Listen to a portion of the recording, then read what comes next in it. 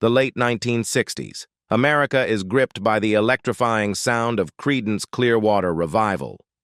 Hits like Proud Mary, Bad Moon Rising, and Fortunate Son aren't just songs.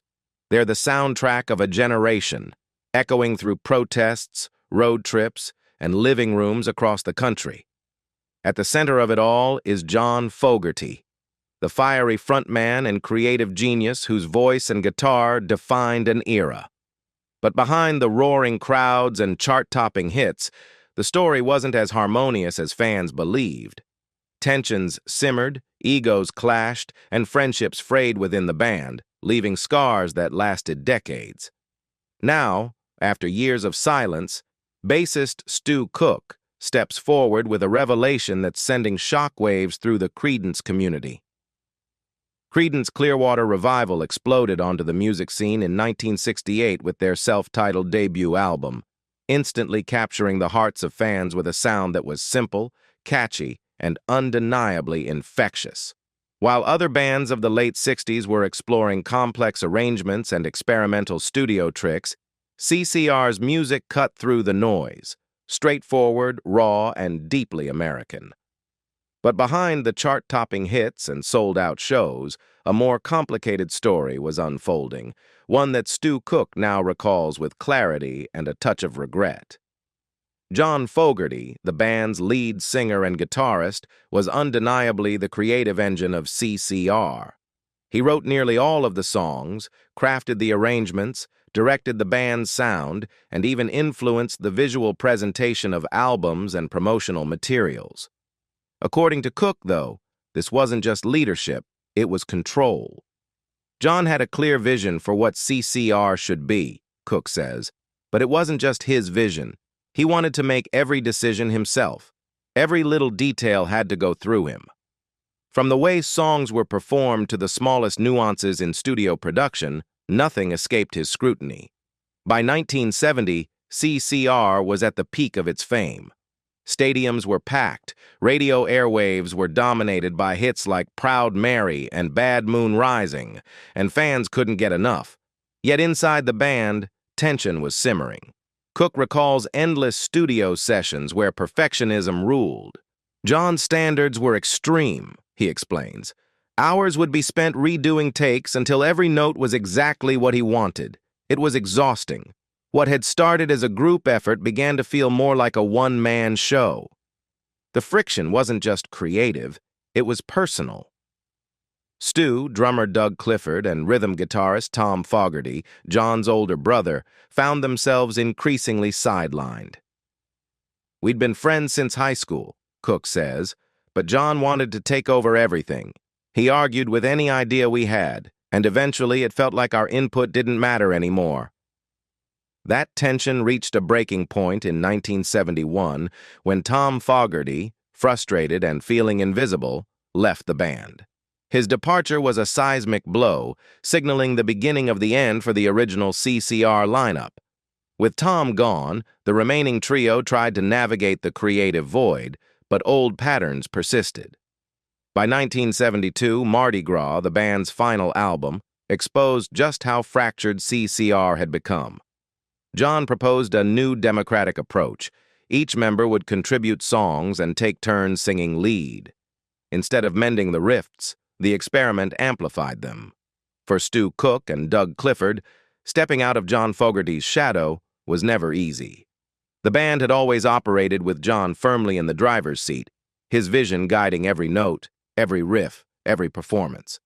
When Mardi Gras came along, the album that required each member to contribute songs and take lead vocals, Stu and Doug were suddenly thrust into unfamiliar territory. They had been used to supporting John's creative lead, but now they were expected to share the spotlight. Critics were merciless. Reviews labeled the album disjointed, poorly executed, and a disappointment, an unprecedented low point for the band that had once ruled the charts.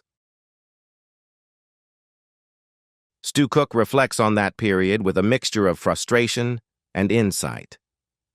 "John wanted to prove that we couldn't make it without him," he says bluntly. "He thought if the album didn't do well, it would show that he was the reason for our success. Maybe there's some truth in that. But it didn't have to be so painful. It felt like a power play. What might have been a creative experiment instead became a battleground of egos, with each missed beat and faltering harmony amplifying the cracks that had long been forming in the band's foundation. As CCR unraveled, the friendships that had been forged in high school and honed on tour began to fray. John cut off contact with his former bandmates almost entirely, and the camaraderie that had fueled years of songwriting turned into bitterness, lawsuits, and bitter negotiations over royalties and the rights to their music. The tight-knit group of friends who had dreamed, played, and created together was now defined by mistrust and legal battles. For Stu Cook, the years following CCR's dissolution were spent quietly building a new path. He and Doug Clifford formed Creedence Clearwater Revisited in the 1990s, performing the songs that had defined their youth for devoted fans. Yet even as they toured, the shadow of the past lingered. John Fogerty, meanwhile, launched a successful solo career, proving his talent with albums like Blue Moon Swamp, which won him a Grammy. But the rift with his former bandmates never fully healed, leaving a tension that colored every reunion, or lack thereof. Reflecting on those turbulent years, Cook doesn't mince words. "I don't deny that John is incredibly talented," he says, "but he was difficult, and his behavior destroyed what we had as a band. It's a shame, but it's the truth."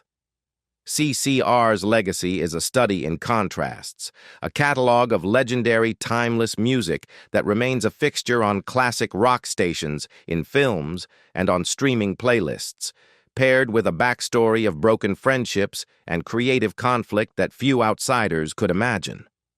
Their songs endure. Fortunate Son, Proud Mary, and Bad Moon Rising remain cultural touchstones. But behind the melodies and harmonies lies a far more complex story.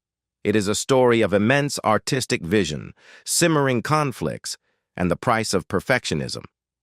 John Fogerty's creativity undeniably propelled CCR to stardom, blending swampy Southern rock with blues, country, and pop sensibilities that defined a generation.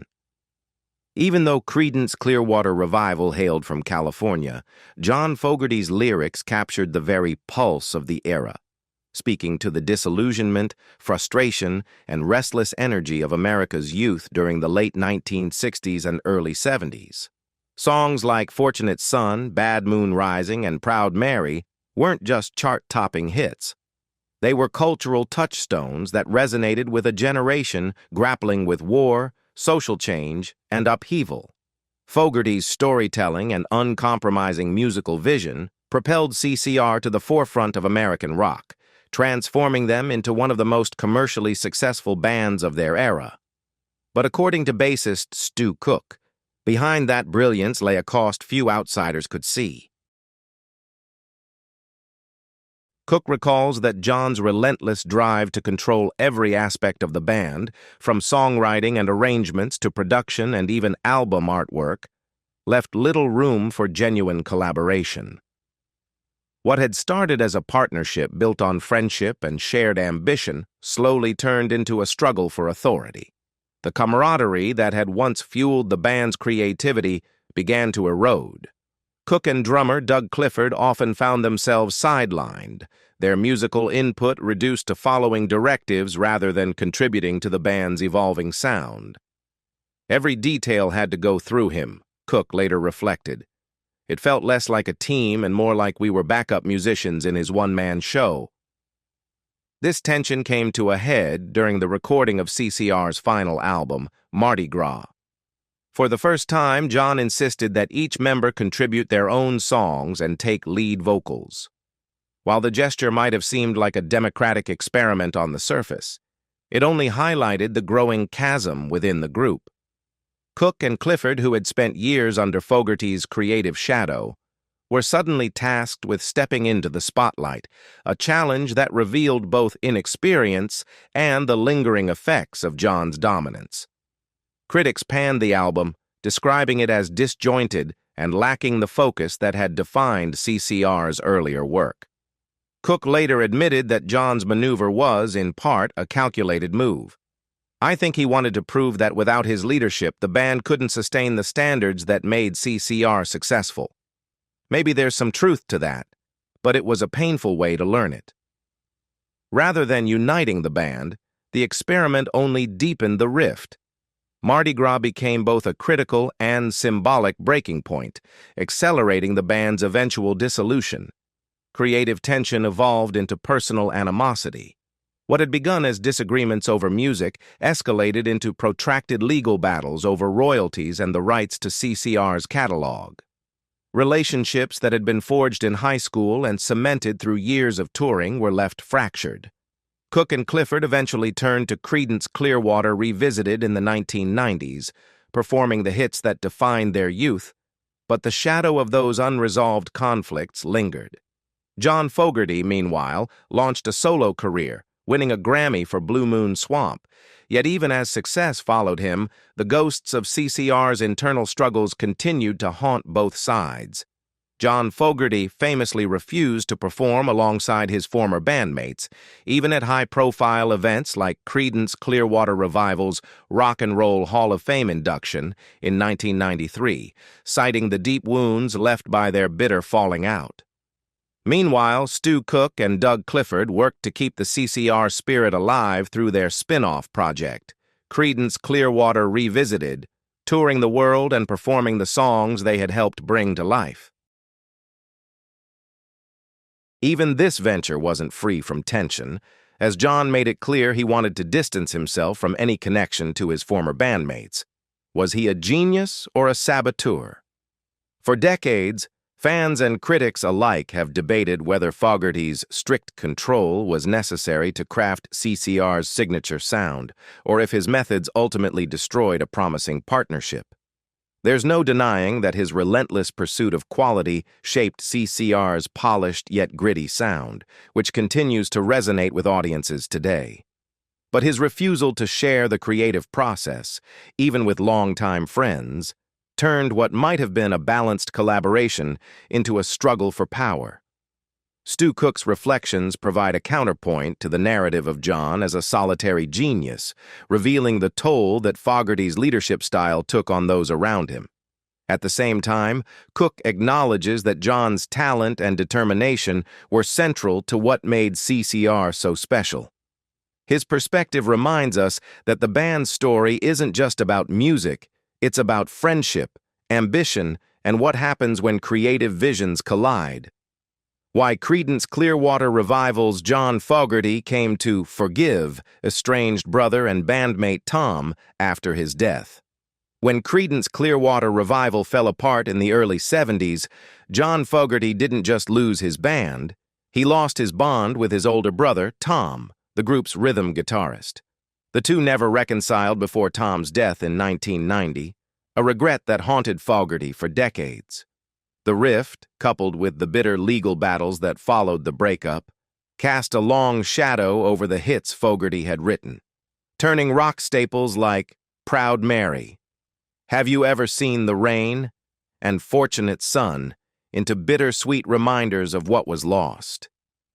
Now, after carrying that weight for years, Fogerty has found some measure of peace, aided by his family and a new album that revisits his past. Legacy, the Creedence Clearwater Revival years, out August 22nd, finds him re-recording those iconic songs alongside his sons, Shane and Tyler. For a man who once refused to perform them at all, the act of faithfully recreating each track in the studio proved unexpectedly healing. There were so many unpleasant memories connected to all of it, he tells People. That time was confusing and hard to live through. But doing this project and kind of re-inflating the memories with so much love now certainly gives the whole thing a happier feel.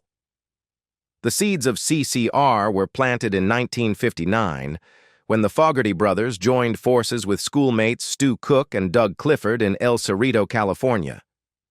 I started aiming towards a career in music really with just joy in my heart and enthralled with the mystery that we all go through chasing a dream, he recalls. That dream became reality in 1968, when the band scored their first Billboard entry with a cover of the R&B classic Susie Q. Over the next 3 years, Fogerty penned an astonishing 13 top 10 hits, catapulting CCR to headline Woodstock and multiple appearances on The Ed Sullivan Show. Yet even as their success soared, tensions simmered.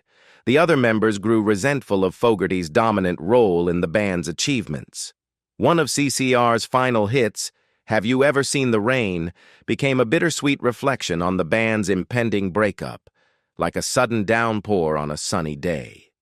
By the time the song was released in early 1971, Tom Fogerty had already left the group. The remaining trio carried on briefly before disbanding for good the following year, and they never performed together again. As Fogerty launched his solo career, he quickly ran into obstacles tied to his old contract with Fantasy Records, the label run by executive Saul Zaentz. The deal had bound him to the company for years and, more painfully, gave Fantasy control over his publishing rights, meaning Fogerty no longer owned the songs he had written himself. Disputes over royalties and creative control erupted into a series of lawsuits that would drag on for decades. He wouldn't regain the rights to his music until 2023, finally clearing the way for his legacy album. I ended that phase of my life in a very negative place when that initial dream turned sour, Fogerty reflects. It was like, wow, this didn't end so well. There was always a little shade cast on the past, so having my family involved in this project, people that truly love me and I love them, it was like, oh wow, this is really fun.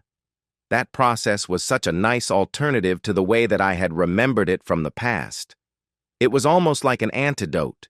The project also became a way for him to process the unresolved feelings he carried for his late brother Tom, who died at 48, from complications related to AIDS contracted through a blood transfusion. We were certainly estranged, Fogerty admits, reflecting on their fraught relationship. At some point, Tom was publicly saying that Saul Zaentz was his best friend. And of course, that was like a dagger in my heart at the time. But many, many years after that, long after Tom had passed away, I actually made it a point in my own consciousness to forgive Tom for all of that. If he'd gotten a chance to survive, I think he would have come to the place where we'd say, all that stuff's crap, and let it go.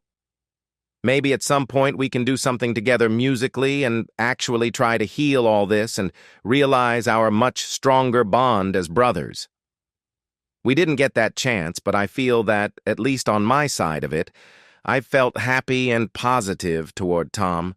The idea of meeting him in the afterlife would be a very joyful thing.